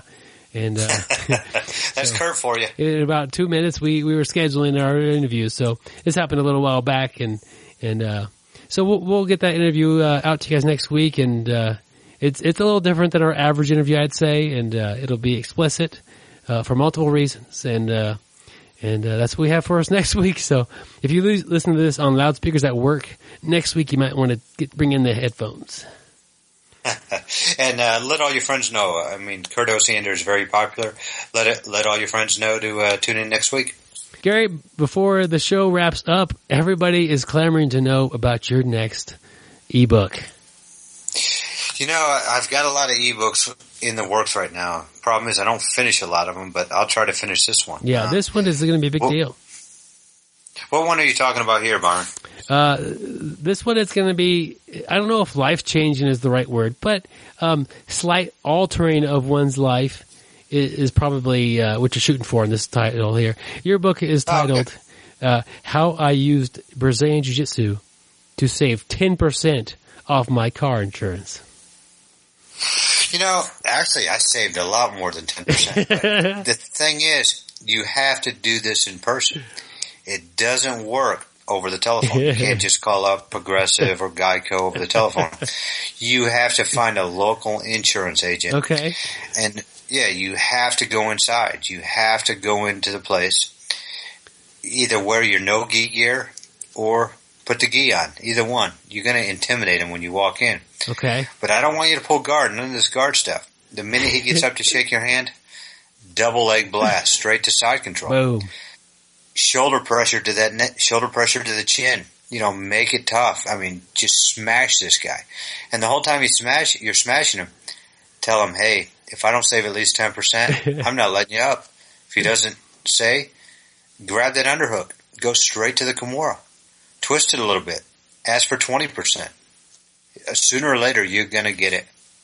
So, and also, double check on the guy's Facebook page or the website and read about the agent, because sometimes you may read about the agent. He could be a former Division I wrestler, professional boxer, K1 kickboxer, Brazilian Jiu-Jitsu black belt. And if it's that person, go next door, go down the street to the next agent, because you want to be able to overpower the guy you're going into. But you will get all that plus more on this ebook, and save you a lot of money. Gary, people don't realize that I have already read your ebook here, and I've already tried this. And you know what happened to me, Gary? You got arrested. He countered. So I got him pinned down there, and I'm asking for 10%, and he's we're trying to work, and he's not getting anywhere. This guy knew nothing, and he countered with me that he's got to check with corporate. He'll get back with me next week. So you know what happened? Well, you know what I did? I got nothing. I took the phone, I put it to his ear, and while I was in his ear, I taped it to his ear, and I had an arm triangle on the other side. And if I heard anything that didn't sound like he was trying to get my 10%, I cranked down on it. Okay, see, that's my mistake. Yeah, definitely. And, a good thing to do is, here's a tip, and this is at the end of the ebook. Start at 20%. And because sometimes they can't give you the full 20%, but then go down to 10, because that's really, we're trying to get 10% off. But start at 20. And that 10% could be life-changing, right? I mean, that's a big deal. Yeah. Well, think about what we talked earlier about people who quit jiu-jitsu. Some people can't afford it. Saving 10% on your car insurance can definitely help afford jiu-jitsu. I bet I could take that lizard in a fight. Yep. Oh, I bet you could. I wouldn't want to mess with the cavemen. No way. No, well, a lot of times those guys carry weapons. And they're stronger than they look. Yeah. But that little lizard, I think I could pin him down and try to weasel out some more insurance discounts out of that guy. A lot of times those lizards, they can get out of stuff. They weasel out of it, or lizard out of it. They could drop their tail. Anyway. You're going for a tail bar, and it just falls off. Man, we have spiraled it out of control, my friend. As usual. Yeah. We save it for the end of the show, and every week Gary has a new ebook he's working on, and that's always I never good finish. time. And you never finish, and really, you never even really started any of these things, but we won't, nobody needs to know that between you and me, though. Well, it's in my head, though. Yeah, so, now it is. Yeah, now it is. Yep. One of these days, the ebook that I spring on you without notice is going to put a little seed in your head, and you'll actually make one very similar to that. So I'm looking forward to that. You're expecting me to make an ebook, and sooner or later it'll work. Yeah. Well, it's been a fun show. I've learned a lot today, and I had fun talking with Gary. We're both getting over a little bit of congestion, and we'll be back healthy next week for Kurt Osiander. Do not miss it. Yep. Stay sweaty, my friends. And don't forget to shower. Thank you for listening. I hope you find the time today to roll. After all, the best way to get better at Brazilian Jiu-Jitsu is to do Brazilian Jiu-Jitsu.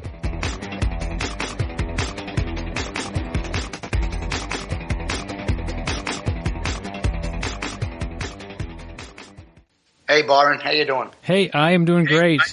How are you?